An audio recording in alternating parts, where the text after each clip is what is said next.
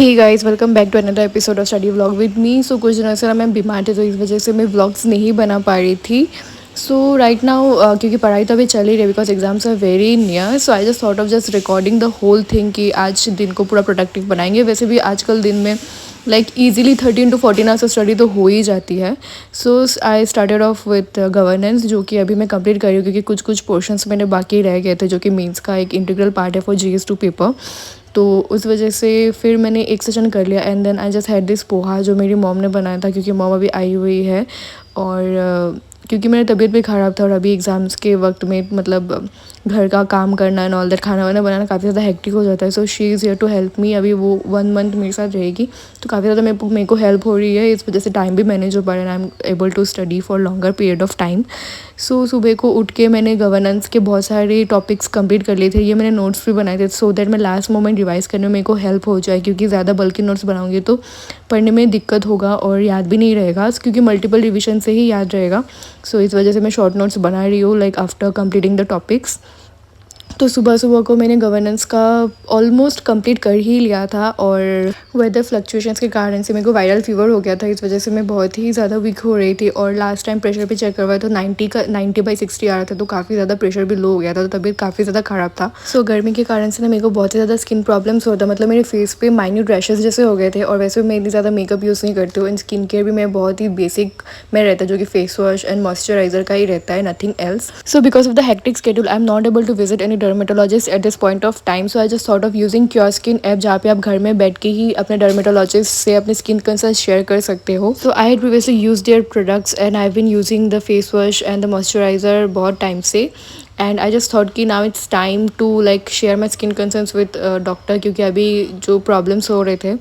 So this is the procedure that you have to follow, where you have to click the pictures and the AI will help the doctor in analyzing the concerns that you are having. Also you can share कि आपके क्या क्या physical issues है, like the iron content या फिर sleep deprivation issues अगर आपके हैं, तो उससे आपको क्या होता है कि comprehensive आपको एक checkup मिलता है, and they will give you some tips on how to improve the problems that you are having, and also आपको एक like customized kit they prepare for you that will help us with our skin issues. So in this kit, so मैंने order कर लिया था and कुछ दिनों के बाद मुझे रिसीव हुआ, एंड हियर यू कैन सी कि मेरे किट में क्या क्या आया था। लास्ट टाइम की तरह सनस्क्रीन तो एक आया था, बेसिक एंड फेस वॉश, जो मैं प्रीवियसली यूज़ कर रही हूँ, sunscreen and face wash. So ये एक कुछ मेडिकेटेड एक क्रीम आया था for the rashes that I was having, this one. And उसके बाद एक हाइड्रेशन जेल भी आया था। So this is a new thing जो पहले वाली किट में मुझे नहीं मिला था। So I am very excited to try this out. So इस ऐप की यही खास बात है कि अगर आप डर्मेटोलॉजिस्ट बाहर में भी आप कंसल्ट करना चाहते हो, तो ऑब्वियसली कि वो बहुत ही एक्सॉर्बिटेंट रेट्स चार्ज करते हैं, but here you can talk to dermatologist like for free of cost, and it's not like कि you can have access to it for only one time. जब आप कोई प्रोडक्ट परचेज करते हो, you will have monthly regular appointments with your doctor, जो कि free of cost होती है। And additionally they also prepare diet chart for you and the amount of water that you need to consume, so you can clearly see how much my skin has improve. So I feel कि काफ़ी ज़्यादा अच्छी services है cure skin की, जहाँ पे आप customise kit ले सकते हो। आई फील कि स्किन केयर के लिए हमेशा एक डर्मेटोलॉजिस्ट को ही कंसर्न करके हमें प्रोडक्ट्स यूज़ करने चाहिए, क्योंकि सबके स्किन के इश्यूज़ डिफरेंट होते हैं। So guys, get your customized skincare regime from Cure Skin, and also you can use my code BA100 to get some additional discount on your purchase. So yeah, do check it out. तो उसके बाद I just took some rest, और मैंने नहा के lunch वंच कर लिया, and I was back again. और अभी मैं स्टार्ट कर रही थी फिर से जो लेफ्ट आउट पोर्शंस रह गए थे स्टार्टिंग के सेशंस में, तो अभी उनको कंप्लीट करना है। तो इस सेशन का यही टारगेट था, और एक्चुअली ना मतलब मेरे को बुखार आया था, इस वजह से मेरी प्रोडक्टिविटी काफ़ी ज़्यादा हैम्पर हो रही थी। बट आज मैंने सोच ही लिया था कि कैसे भी करके एटलीस्ट 13 to 14 आवर्स तो पढ़ना ही है, कुछ भी हो जाए, और टारगेट्स भी आज मैंने कंप्लीट किया। ऑल्सो गाइज, मेल में कुछ लोगों के लाइक क्वेरीज आ रहे थे इस वाले बुक्स को लेके, जो मैंने बहुत दिन पहले रील पे डाला था। So these are the NCERT notes वाले बुक, जो कि आपको Indian geography, Indian economy, general science, polity and Indian history के मिल जाते हैं, जहाँ पे आपको 6 to 12 तक जितने भी NCERTs होते हैं वो वही NCERTs के सारे नोट्स आपको मिल जाते हैं इन बुक्स में, जो कि 6 से 12 तक जितने भी एनसीईआरटीज़ बुक है सभी के टॉपिक्स को कंपाइल करके दिया हुआ होता है। So these are available in Hindi medium as well, क्योंकि हिंदी मीडियम वाले स्टूडेंट्स के लिए भी काफ़ी ज़्यादा बुक्स की अवेलेबिलिटी थोड़ी कम होती है, बट ये हिंदी में भी अवेलेबल है। ऑल्सो एनसीईआरटी की इंपॉर्टेंस आप सबको पता ही है, जो भी 2025 ईयर अभी से प्रिपरेशन स्टार्ट करने वाले हो, आपको एनसीईआरटीज़ तो पढ़नी है, स्किप कभी नहीं करनी है। Conceptual clarity and conceptual building के लिए काफ़ी ज़्यादा इंपॉर्टेंट है, बट नोट मेकिंग का जो सीन होता है वो काफ़ी ज़्यादा टाइम कंज्यूमिंग हो जाता है एट टाइम्स, एंड इतने सारे बुक्स के अलग अलग सब्जेक्ट्स को कैरी करना भी काफ़ी ज़्यादा दिक्कत वाली बात हो जाती है। तो नोट्स के लिए आप इस बुक्स को रेफर कर सकते हो for your last minute revision and learning of facts. ये काफ़ी ज़्यादा यूजफुल बुक होगी, क्योंकि बल्कि नहीं है, काफ़ी हैंडी है, so easily you can revise from here. And also like many of you were asking for give away of this book, so I will definitely arrange one give away, but अभी मेरे exams खत्म हो जाने के बाद, so if you want to check this book out, check the description. And then like I started off with revising again the governance part, जहाँ पे मुझे कंप्लीट करना था वल्नरेबल सेक्शंस वाला पार्ट, जाके जो स्कीम्स जो होते हैं वो मुझे लर्न्स करने थे, जो क्योंकि गवर्नेंस वाला पार्ट मैंने पहले नहीं किया हुआ था। अभी एग्जाम आ रहा है तो इसको ख़त्म करना पड़ेगा, क्योंकि काफ़ी ज़्यादा क्वेश्चंस बनते हैं एग्जाम में। So I was just doing that, क्योंकि आज का टारगेट यही था कि गवर्नेंस पूरा कंप्लीट कर लेना है। ऑल्दो जो छोटे छोटे सब्जेक्ट्स होते हैं जो हम प्रीलिम्स के टाइम पे नहीं पढ़ते, लाइक सोसाइटी, फिर गवर्नेंस, सिक्योरिटी, डिजास्टर मैनेजमेंट, तो उन्हीं वाले जो सब्जेक्ट्स थे उन्हीं के मेरे मतलब प्रिपरेशन पहले से नहीं हुई थी, तो मुझे अभी so I had to start from scratch, तो इस वजह से काफ़ी मतलब टाइम लग रहा है।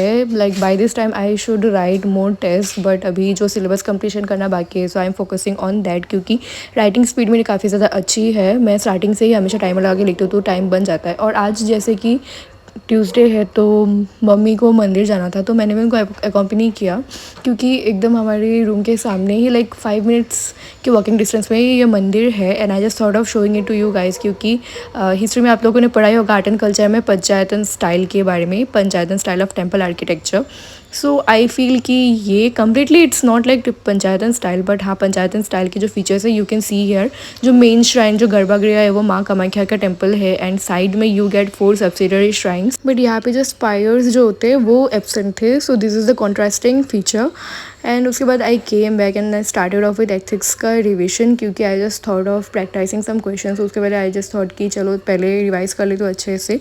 सो बेसिकली मैंने कोचिंग के नोट्स ही फॉलो किए थे। इन बीच में बहुत ज़्यादा सर दर्द हो रही थी, तो मैंने चाय पी ली। So you guys must be wondering कि मैं ब्लैंकेट लेके क्यों पड़ी हूँ, क्योंकि मेरे को थोड़ा बुखार है, तो इस वजह से मैं ब्लैंकेट लेके पड़ी हूँ, क्योंकि ठंडी लग रही थी। एंड उसकी रिवीजन कंप्लीट करने के बाद मैंने की आंसर राइटिंग, यू कैन सी कि मैंने मतलब 7 मिनट्स के टाइमर लगा के क्वेश्चंस लिखे थे, मतलब आंसर्स लिखे थे। और मैं ये लंबे वाले पेजेस में ही लिख रही थी, और हैंड राइटिंग भी छोटे से लिखी थी, तो होपफुली मतलब 10 मार्क का क्वेश्चन के लिए ये लंबा वाला पेज में जितना एक आंसर फिट होता है उतना 10 मार्क के लिए 2 पेज हो जाना चाहिए A4 शीट वाले पेपर भी, मतलब क्योंकि उसका साइज़ थोड़ा सा छोटा रहता है। So as you can see these are the question. Handwriting काफ़ी ज़्यादा छोटे करके लिखी थी, क्योंकि मैंने सोचा कि एथिक्स वाले कॉपी में ही आंसर राइटिंग कर लेती, सो दैट एग्जाम के आगे अगर रिवाइज करूँगी तो इट विल बी हेल्पफुल। क्योंकि बहुत ज़्यादा क्या हो रहा है ना, A4 शीट में आंसर्स लिख रही हूँ तो वो मतलब घूम हो जा रही है, क्योंकि घर में इतना ज़्यादा बुक्स हो गए कि रखने का स्पेस नहीं हो रहा है। सो चलो काफ़ी ज़्यादा आंसर राइटिंग कर लिया, एंड उसके बाद भी मैंने सोचा कि थोड़ा और रिवाइज़ करूँगी, उसके बाद ही सोऊंगी। एंड कुछ ब्रेक लिया था जहाँ पे डिनर विनर कर लिया, एंड आफ्टर दैट मैंने फिर से किया एक और रिवीजन का सेशन। एंड रिवीजन में भी एथिक्स के केस स्टडीज़ को जो थे क्वेश्चंस, मतलब वो थोड़े से देख लिए। एंड पढ़ते पढ़ते काफ़ी ज़्यादा रात हो गया था, एंड एज़ यू कैन सी है अभी रात के 2:30 बज रहे हैं। और अभी आज तो अभी 10th हो ही गया, एंड होपफुली कल वीडियो चैनल पे जाएगी। So I hope you like today's vlog. अभी एक और वीडियो आएगी चैनल पे because of previous work commitments, उसके बाद I will be taking a break. So मिलते हैं आपको अगले व्लॉग में।